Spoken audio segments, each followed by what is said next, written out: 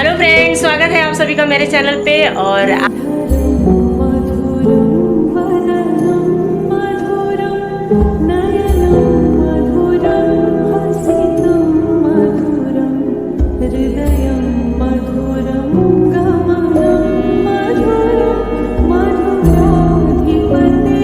पुत्रो वा सर्वावस्थांगतोऽपि वा यस्मरत् पुंडरीकाक्षं सभायाभ्यन्तरः सुखी। 3 बार जल जो है पीना नहीं है, ऐसे करके आजकल करना। हेलो फ्रेंड्स, स्वागत है आप सभी का मेरे चैनल पे। और ये ब्लॉग है हरछठ के दिन का। देख के आप लोग समझ गए होंगे। जहाँ पे ये होता है वो लोग तो देख के समझ गए होंगे, और जहाँ नहीं होता है वहाँ बता देती हूँ। तो इसको हरछठ कहते हैं। वैसे ये त्यौहार मैं भी नहीं मनाती हूँ, क्योंकि मैं जो बड़ी वाली छठ पूजा होती है ना, वो हम लोग मनाते हैं। तो ये खास करके एमपी और यूपी के कुछ क्षेत्रों में मनाया जाता है, और छत्तीसगढ़ में भी है थोड़ा बहुत इसका कल्चर। तो ये जो हर छठ पूजा है ना, ये बच्चों के लिए ही की जाती है। और इसमें ना बहुत सारे सामान इकट्ठा करने होते हैं। तो मैं मंदिर गई हुई थी पंडित जी के पास, तो बस वही थोड़ा सा वीडियो शूट कर ली थी। और काफ़ी अच्छा लगता है कोई भी पूजा अगर हो और उसमें सब साथ में बैठ के अगर कर रहे हैं तो ये ऐसी पूजा है ना जिसमें ढेर सारे लोग एक साथ ही मिलके करते हैं। ये भी वैसे नदी तालाब का ही है, लेकिन अब आदमी अपना बना लिया है कि इस तरह से घर में या मंदिरों में भी कर सकते हैं, क्योंकि अब इतना पॉसिबल नहीं है ना। अब हर जगह नदियाँ नहीं हैं। पहले हर गांव में नदी दिख जाती थी और तालाब, पर अभी सब कुछ दूर सा हो गया है। तो जैसे हमारे में छठ पूजा में नदी किनारे जाते हैं ना, बस इसमें भी वैसा ही है। लेकिन फ़िलहाल अभी ये रूप भी निकाल लिया गया, जैसे छठ पूजा के लिए हम लोग निकाल लिए थे कोरोना टाइम में। तो बस यही हर छठ पूजा है, और बच्चों की शुभकामनाओं के लिए होती है ये पूजा। तो मंदिर गई थी, इसलिए सोची आप लोग को भी थोड़ा सा दिखा दूं, तो आप लोग भी दर्शन कर लीजिए। प्रसन्नवदनं ध्यायेत् सर्वविघ्नोपशान्तये। अभी सिद्धार्थ सिद्ध्यर्थं पूजते सर्व गौरी गणेश के पास छोड़ दीजिए, फिर संकल्प करेंगे। चावल लीजिए, फूल लीजिए। हेलो फ्रेंड्स, स्वागत है आप सभी का मेरे चैनल पे। और आज है दिन बुधवार और तारीख है 6 तारीख। और हमारे घर पे आज ही जन्माष्टमी मना रहे हैं। जैसे मेरा ड्रेसअप देख के भी आप समझ गए होंगे, येलो कलर पहन ली हूँ, कान्हा जी का फेवरेट। और यहाँ पे मेरे कान्हा जी का आप लोग दर्शन कर लीजिए। तो सुबह की पूजा हो गई है, और मैं कान्हा जी को शाम में अच्छी तरह से पूजा करती हूँ। बाकी जैसे डेली की पूजा करती हूँ ना, बस उसी तरह से कर लेती हूँ। और जो झूला है वो डाल देती हूँ। तो ये है झूला, और झूला को अभी सजाई नहीं हूँ, अभी सजाऊंगी। और अभी बज रहे हैं शाम के 4:30, है ना, 4:30 हो रहे हैं। और अभी मैं पूरी तैयारी करूँगी। तो सबसे पहले मैं उनका भोग बना लूँगी, ताकि भोग ठंडा होते रहेगा, तब तक फिर इधर की तैयारी करूँगी। तो सबसे पहले बनाएंगे सिंघाड़ा। तो सिंघाड़ा मैं खड़ा वाला मंगाती हूँ, उसको कूट के पीस के फिर उसके बाद बनाती हूँ हलवा। तो चलिए आप लोग के साथ शेयर करती हूँ कैसे हलवा बनाती हूँ। और हाँ, साथ में पंजीरी भी बनाऊँगी। मैंने कान्हा जी के सारे भोग अब बनाऊँगी, तो चलिए आप लोग के साथ शेयर करती हूँ। उसके बाद कान्हा जी के लिए, कान्हा जी का जो झूला है वो तैयार करूँगी।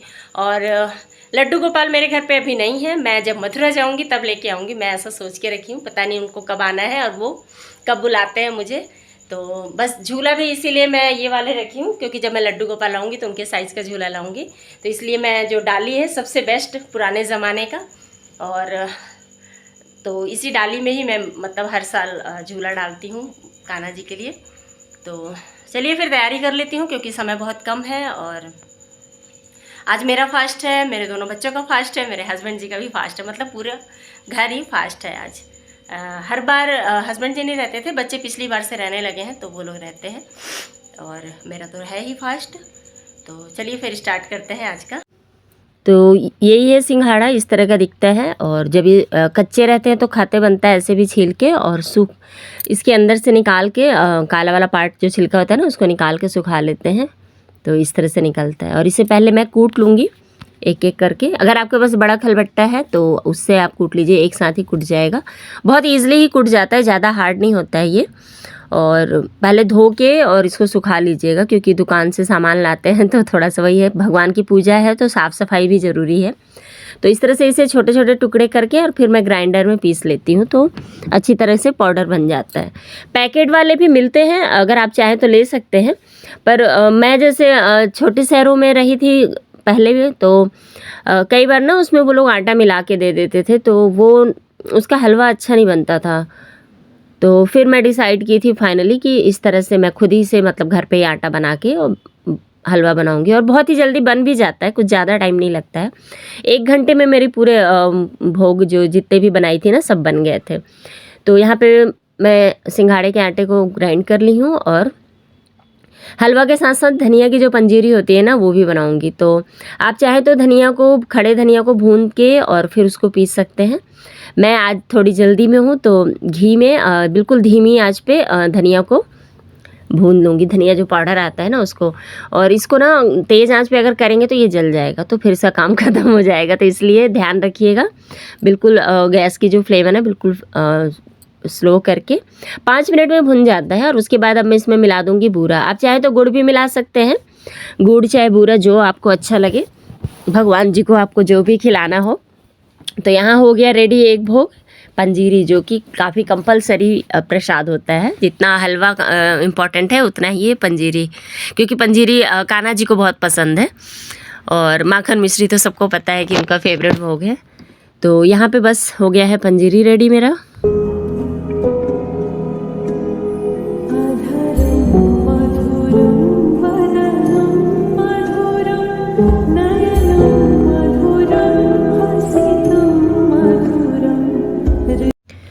तो यहाँ पे गैस की फ्लेम सिम रखेंगे और मोटे तले का कढ़ाई लीजिएगा तो अच्छा रहेगा।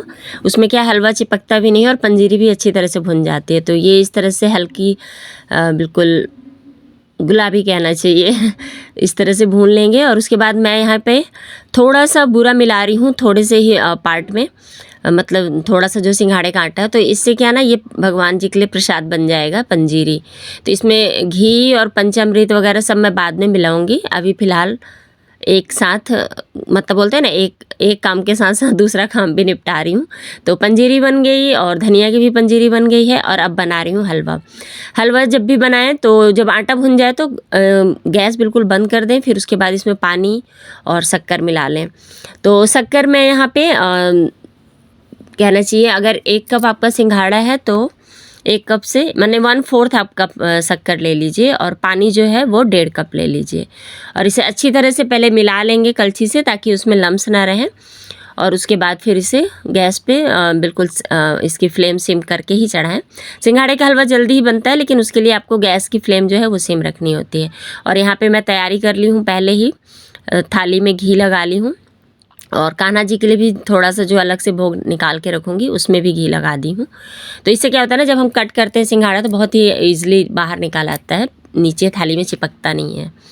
तो बस ये यहाँ पे इतना गाढ़ा हो गया है। तो अब मैं इसको निकाल लूँगी अपना थाली और प्लेट में और इसे ऊपर से भी बराबर कर दूँगी। और थोड़ी देर रखने से ठंडा हो जाता है, फिर जब हम काटते हैं तो बहुत ही अच्छी आसानी से मतलब कट जाता है।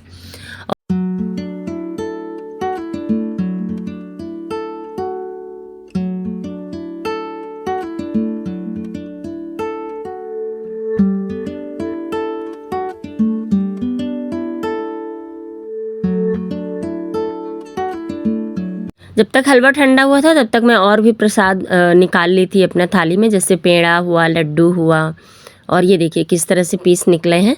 बिल्कुल थाली की तरफ वाला पार्ट तो बिल्कुल ही चिकना रहता है और पूरा आसानी से निकल आता है, मैंने थाली में चिपकता नहीं है। और ये देखिए यहाँ पे भोग तो ऑलमोस्ट सारे भोग तैयार हो चुके हैं। और ये भी हलवा छोटे छोटे कट हो गए हैं कान्हा जी के लिए। और ड्राई फ्रूट्स कट कर ली हूँ। और ये आ गया है माखन मिश्री, तो माखन और मिश्री मिला के रख दूंगी। और ड्राई फ्रूट्स हैं, चॉकलेट भी ले आई हूँ कान्हा जी के लिए, पंजीरी है, आटे की पंजीरी मैंने सिंघाड़े के आटे की, और लड्डू है, पेड़ा है और धनिया की पंजीरी है। और पंचामृत तो कंपलसरी है। तो बस ये भी बन गया है। तो हो गया मेरे भोग की पूरी तैयारी हो गई है। अब चलिए कर लेते हैं अपने चौकी की भी तैयारी। तो ये बड़े वाले कान्हा जी के लिए रहेगा और ये जब छोटे वाले जब कान्हा जी जन्म लेंगे उनके लिए है। तो 2 थालियाँ तैयार हो गई हैं। और ये इतना सारा बना है सिंघाड़े का हलवा। और ये फल फ्रूट्स भी तो कंपलसरी होता है ना। और गणेश जी का भी भोग मैं यहाँ पे रेडी कर ली हूँ, क्योंकि उनके में तुलसी पत्ता नहीं डालता, इसलिए इसे मैं बंद करके रखूँगी। जब चढ़ाना होगा तो बस डायरेक्ट चढ़ा दूँगी। अभी सारे भोग में मैं तुलसी पत्ता भी डाल दूंगी, नहीं तो फिर पूजा के समय अगर ध्यान से उतर जाता है तो फिर बुरा लगता है, इसलिए मैं पहले ही सारे डाल दूंगी। और मैं अपने छोटे बेटे से तुलसी पत्ता तोड़वा के मंगाई थी, तो वो बहुत थोड़े से ले आया था, तो बीच में घट भी गए थे। तो यहाँ पे जितने भी हैं उतने डाल दूंगी, उसके बाद फिर मैं तोड़ने के लिए जाऊंगी तुलसी पत्ता।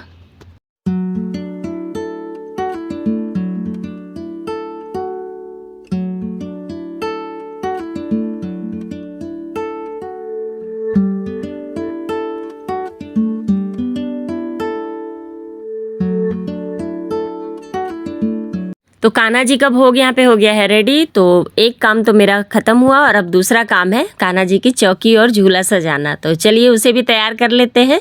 और इस बार मैं जन्माष्टमी का जो वीडियो है इसे मैं 2 पार्ट में लेके आ रही हूँ, क्योंकि वीडियो बहुत लंबे हो गए थे।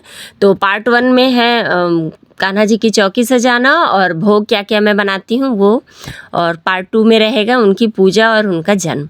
तो चलिए बस यहाँ पे मैं थोड़े बहुत सामान के साथ ही चौकी सजाऊंगी, और ज़्यादा कुछ नया सामान नहीं लेके आई हूँ, पुराने सामान से ही बनाऊंगी। तो सबसे पहले मैं चौकी पे कपड़ा बिछा दूंगी, और उसके बाद एक छोटा सा चौकी मुझे चाहिए था लेकिन था नहीं, तो मेरे पास एक काला पत्थर था राजिम का टुकड़ा, उसी को ही बस रख के और उसके ऊपर से चुनरी बिछा दी हूँ। और यहाँ पे 2 पॉट रख दूंगी। तो ये बहुत ही बिल्कुल मतलब जान आ गई थी कहना चाहिए सजावट में। और पीछे जो बर्थडे के होते हैं ना, बर्थडे वाले बैकग्राउंड वाले जो चमकीले, बस उसे ही लगा दी थी मैं, कुछ खास ज़्यादा नहीं की थी। पर मेरी झांकी जो थी ना बहुत ही अच्छी बन के आई थी, और मात्र आधे घंटे में मेरी पूरी झांकी में सजा ली थी, ज़्यादा समय भी नहीं लगा था। और यहाँ पे एक छोटू सा कहना चाहिए तकिया है, कुशन है, तो इसे रख दूँगी मैं कान्हा जी के पीछे में, ताकि उनको आराम भी रहे और दीवार से चिपके भी ना मूर्ति। तो इस तरह से है। और अब यहाँ पे मैं लगा देने वाली हूँ, ये मेरे पास कुछ फ्लावर थे आर्टिफिशियल। तो कान्हा जी को पीला कलर बहुत पसंद होता है ना, तो बस उसी उद्देश्य के साथ मैं यहाँ पे इस तरह से इसे लगा दूँगी।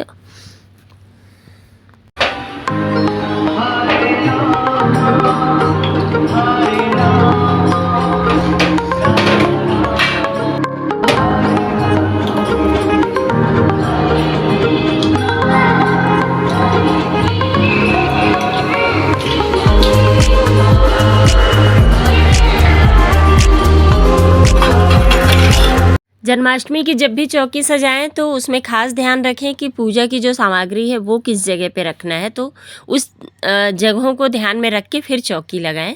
और कोशिश करें कि पूर्व दिशा की तरफ ही भगवान का जो मुख है वो, मतलब आप पूर्व दिशा की ओर बैठे और भगवान का मुख पश्चिम की ओर देखते हुए रहे, मतलब उनको पूर्व दिशा में आपको बिठाना है।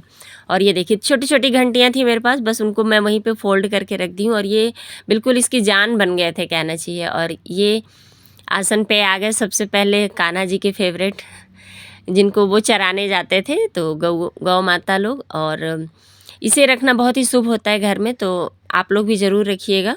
और स्पेशली जब कान्हा जी की झांकी बनाएं तो उसमें इसे ज़रूर रखें, उन्हें बहुत ही अच्छा लगेगा। छोटे छोटे जो भी खिलौने हों वो आप रख सकते हैं, मेरे पास नहीं थे तो बस यही थे। और फूल से ही मैं सजाने वाली हूँ। कान्हा जी को फूल बहुत ही पसंद है, मतलब खुशबू उन्हें बहुत ही ज़्यादा अट्रैक्ट करती है, तो इसलिए ढेर सारे फूल मंगाई थी मैं। और झूला में भी लगाऊंगी फूल ढेर सारे, और भगवान को भी बहुत सारे चढ़ाऊंगी। तो जो झूला है मेरा, इसके तो आपको दर्शन अंदर से कल ही हो पाएंगे, जब जन्म होगा तब, मतलब कल के जो वीडियो डालूंगी ब्लॉग उसमें देखने को मिलेगा। तो इसके अंदर मैंने क्या किया है ना, खीरा रखा है, और उसमें कान्हा जी को जो मेरे पापा ने मुझे गिफ्ट किया था उन्हें ही मैं डाल दी हूँ। शादी के समय पापा ने मुझे गिफ्ट किया था, और उसमें पता है वो तांबे के हैं, और उनकी ना मूर्ति नहीं बनी हुई है, उनकी पिक्चर मतलब छवि बनाई गई है उसके ऊपर, तो वही है। और उसे फिर मैं खीरे के साथ रख के और फूलों से ढक देती हूँ। जब जन्म होता है तो फिर उसे निकाल लेती हूँ। और यहाँ पे तोरण भी रेडी हो गया है।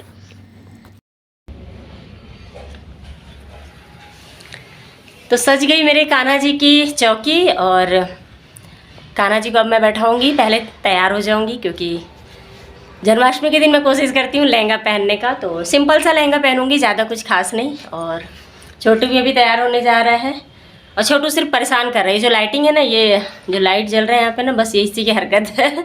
पूरा मैं जितनी देर तक सजावट करी और आरती की थाली सजाई, माला वगैरह बनाई, तोरण बनाई, उतनी देर छोटू ये सब कर रहा था। 6 तारीख को जन्माष्टमी हम लोग क्यों मना रहे हैं मैं वो बताती हूँ आप लोगों को।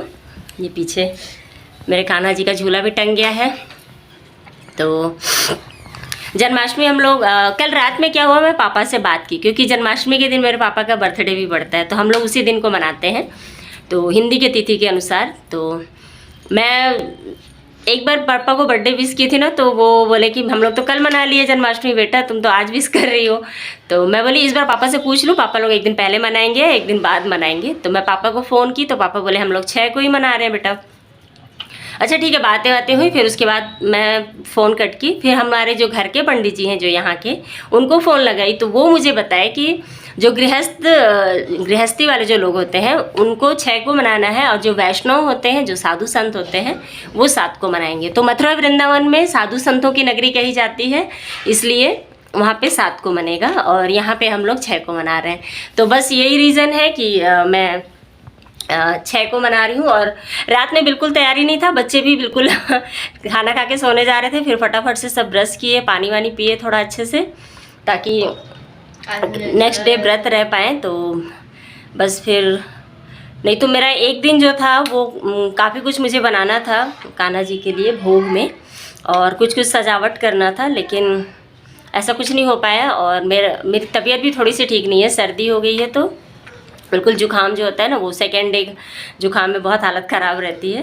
पर फ़िलहाल अभी मैं कुछ ठीक हूँ, और पसीना हो गई हूँ। गर्मी यहाँ पे बहुत ज़्यादा है, बारिश तो हुई है मगर गर्मी ख़त्म नहीं हो रही है।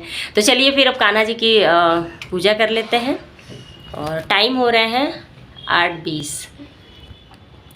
तो आराम से हम लोग पहले पूजा करेंगे, भोग लगाएंगे, उसके बाद फिर कान्हा जी का जन्म कराएंगे, और आप लोग को भी दिखाऊंगी। तो चलिए फिर, तो आगे की वीडियो के लिए नेक्स्ट वीडियो का इंतज़ार कीजिएगा। तब तक के लिए बाय बाय दोस्तों।